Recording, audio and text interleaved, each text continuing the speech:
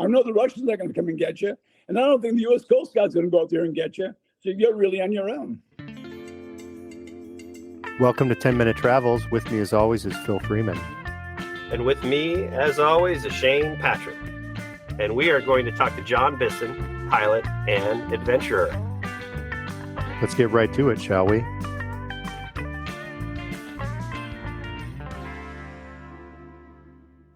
So, Jon, there's a couple things I want to go back to.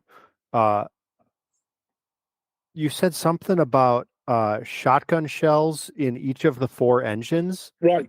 Was that like to scare birds on takeoff? No, that was to start the turbines up. Because you know what? In most jet engines, we have an APU, right? Auxiliary power unit. Yeah. Well, we didn't have that over in Shimbia, and we didn't have time for an APU. Now, that same airplane, we're using an APU back at Aleutian Air Force Base to get it started. But in the Aleutian Islands, I don't have time for an APU to start one engine at a time. So instead of having an auxiliary power unit, we'd have these shotgun shells in each engine, and we'd explode them. And what they do, they had enough force in each shotgun shell that would turn the turbine. And the minute the turbine started, I could put the ignition to it, start it right up. Right, it busted that initial friction. Yeah, and I have all 4 start at one time. We didn't have time to start 1, 2, 3, and 4 because we had a mission. We had to hit to Russia. So I got all 4 started and go the runway, take off. So that's super cool. And then the other thing that's cool is, is there a boy in the world who doesn't dream about having a pole to slide down to start their day? Right? I mean, that's awesome. But I tell you, and the other thing about the Aleutian Islands, when we left Dutch Harbor, the world looked great. I heard horror stories, how bad the ocean is out there, and how many people get lost and the boats stink. So when we left Dutch Harbor, I go, this is pretty nice. When we got to Adak, it was great. When we get the Island Fall Mountains, the water was beautiful. Pulled into the bay there. Kiska was great. I don't think we had worse than 3 to 4 foot seas. And that's not bad for when you're looking out in the ocean. So, and if you look at with the Aleutian Islands, you got the Pacific on one side, and then you have the Bering Sea on the other side, right? So the Bering Sea is where we had to cross to go to Kamchatka. So I said, this can be okay. But we all had survival suits, and we had to wear them 24/7. So if you had to go to the bathroom or anything else, you wouldn't take them off. Everything was done in your survival suit. Because we were only 4 guys, and it took us about 6 or 7 days to cross the Bering Sea. So wait a minute, you had 7 days worth of urine around your shins? I hate to say it, but yeah, I mean, you know what? Because Phil, when you're out in the Bering Ocean, and I tell you what, when we get out there, when I thought it was a pretty good day for sailing, 3-4 foot seas, we get out there and we ended up having 25, 30 foot seas. I mean, it was amazing. We had rows out there, and I'm going, what am I doing out here? Wait, 25 foot seas on a 28 foot boat. Is that what you said? 38. Okay. It was a 38 foot Cabo Rico.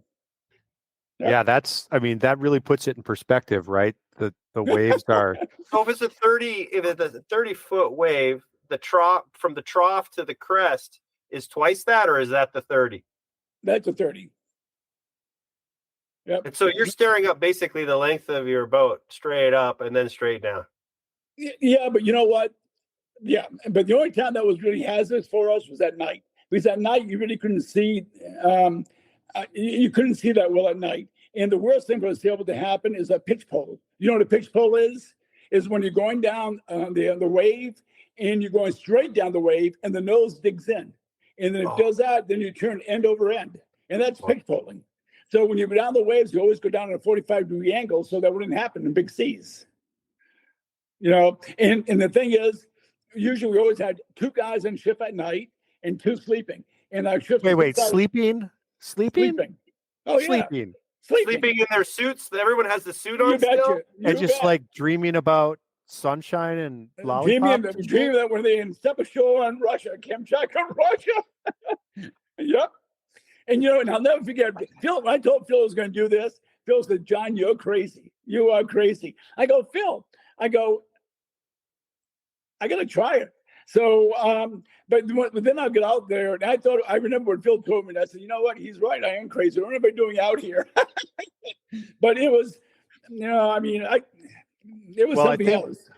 all of us share that adventurous spirit, right? We've all done things that other people are like, don't do that. But it's really interesting to listen to you just kind of like gloss over things that are substantial events, right? Like I'm getting stuck on how did you get sleep in 30-foot seas?